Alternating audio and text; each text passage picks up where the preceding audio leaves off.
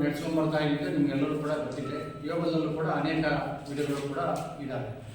ಆದರೆ ನಮ್ಮ ಭಾರತದ ಹೆಮ್ಮೆಯ ಪ್ರಧಾನಿ ನರೇಂದ್ರ ಮೋದಿಜಿಯವರು ಪ್ರಧಾನಿ ಆದ ನಂತರ ಒಂದು ಯೋಗಕ್ಕೆ ವಿಶ್ವ ಮನ್ನಣೆಯನ್ನು ಕೊಟ್ಟಿರ್ತಕ್ಕಂಥದ್ದು ಮತ್ತು ಇಡೀ ವಿಶ್ವದಲ್ಲಿ ಯೋಗ ದಿನಾಚರಣೆಯನ್ನು ಮಾಡ್ತಕ್ಕಂಥ ತಮ್ಮೆಲ್ಲರೂ ಕೂಡ ಗೊತ್ತಿದೆ. ಹಾಗಾಗಿ ನಮ್ಮ ಹೆಮ್ಮೆಯ ಪ್ರಧಾನಿ ಆಗಿರ್ತಕ್ಕಂಥ ಸನ್ಮಾನಿಸಿ ನರೇಂದ್ರ ಮೋದಿಜಿಯವರನ್ನು ಅತ್ಯಂತ ಕೃತಜ್ಞತೆಯಿಂದ ಈ ಸಂದರ್ಭದಲ್ಲಿ ಸ್ಮರಣೆಯನ್ನು ಮಾಡಿಕೊಳ್ತಕ್ಕಂಥ ಸಾಗರದಲ್ಲೂ ಕೂಡ ಕಳೆದ 3 ವರ್ಷಗಳಿಂದ ಯೋಗ ಕೇಂದ್ರಗಳು ಇಲ್ಲೂ ಕೂಡ ನಮ್ಮ ಮಾನ್ಯ ಕೆ ಮಂಜಪ್ಪನವರು ಮತ್ತು ಗಡಿಕಟ್ಟೆ ನಮ್ಮ ಕೆ ಕೃಷ್ಣಮೂರ್ತಿಯವರು ಅವರ ಒಂದು ನೇತೃತ್ವದಲ್ಲಿ ಯೋಗ ಕೇಂದ್ರಗಳು ಇಲ್ಲಿ ಅನೇಕ ಯೋಗ ಕೇಂದ್ರಗಳ ಶಿಕ್ಷಕರು ಇದ್ದಾರೆ. ಅವರು ಕೂಡ ಇಲ್ಲಿ ಸಾವಿರಾರು ಜನ ಯೋಗ ಶಿಕ್ಷಕರನ್ನು ಯೋಗ ಬಂಧುಗಳನ್ನು ತಯಾರು ಮಾಡಿರ್ತಕ್ಕಂಥ ತಮ್ಮೆಲ್ಲರೂ ಕೂಡ ಗೊತ್ತಿದೆ.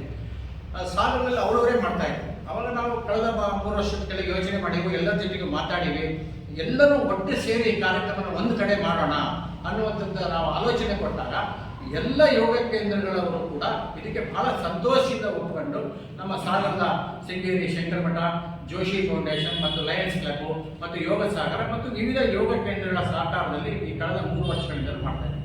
ಮತ್ತು ಆ ಸಂದರ್ಭದಲ್ಲಿ ಯಾರು ಈ ತಾಲೂಕಿನಲ್ಲಿ ಯೋಗ ಶಿಕ್ಷಕರುಗಳು, ಯೋಗ ಸಾಧಕರುಗಳು ಮತ್ತು ಪ್ರಶಸ್ತಿಗಳನ್ನು ತಗೊಂಡಂಥ ಆ ಸಾಧಕಗಳನ್ನು ಗೌರವಿಸುವಂಥ ಕೆಲಸವನ್ನು ಕೂಡ ಮಾಡ್ತಾ ಇದ್ದಾರೆ.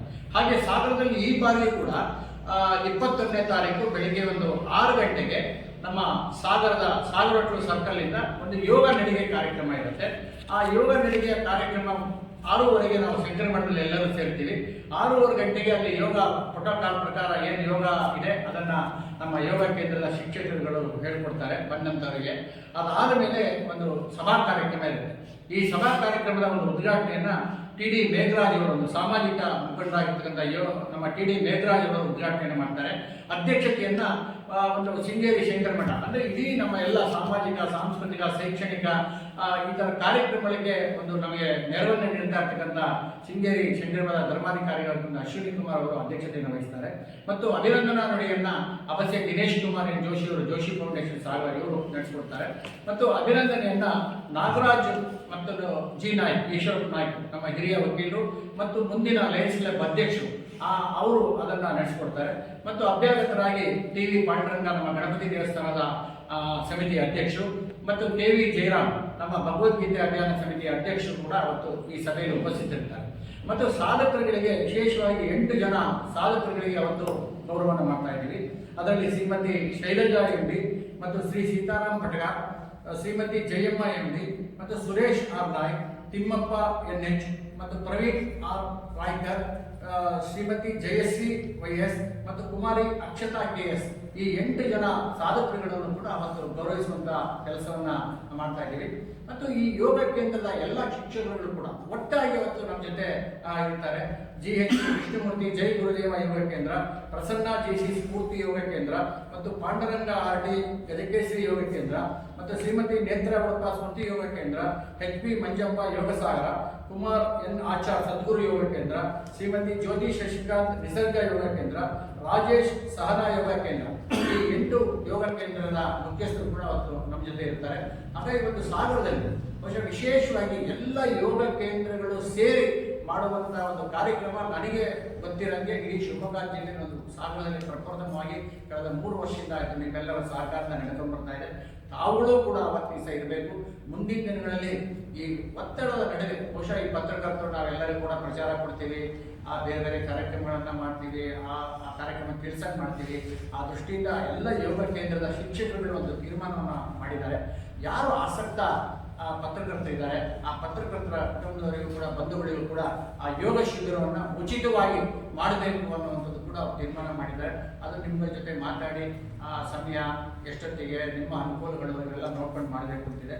ಹಾಗಾಗಿ ಅವತ್ತು ದಿವಸ ಕಾರ್ಯಕ್ರಮಕ್ಕೆ ತಾವೆಲ್ಲರೂ ಕೂಡ ಬಂದು ದಯಮಾಡಿ ಈ ಕಾರ್ಯಕ್ರಮಕ್ಕೆ ಹೆಚ್ಚಿನ ಒಂದು ಒತ್ತನ್ನು ನೀಡಬೇಕು. ಮತ್ತು ಕಾರ್ಯಕ್ರಮದ ನಂತರ ಒಂದು ಒಳ್ಳೆಯ ಉಪಹಾರದ ವ್ಯವಸ್ಥೆಯನ್ನು ನಮ್ಮ ಶಂಕರ ಮಠದವರು, ಶೃಂಗೇರಿ ಶಂಕರ ಮಠದವರು ಮಾಡಿದ್ದಾರೆ, ಲಯನ್ಸ್ ಕ್ಲಬ್ ಸೇರಿ.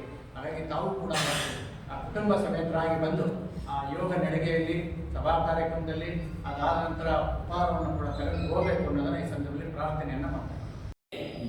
6:05 ಅಲ್ಲಿಂದ ಹೊರಟು ಶಂಕರ ಮಠದಲ್ಲಿ 6:30 ಒಳಗೆ ನಿಂತು ಪ್ರಾರಂಭ ಅರ್ಧ ಗಂಟೆ ಪ್ರೋಟೋಕಾಲ್ ಆಗ್ತದೆ.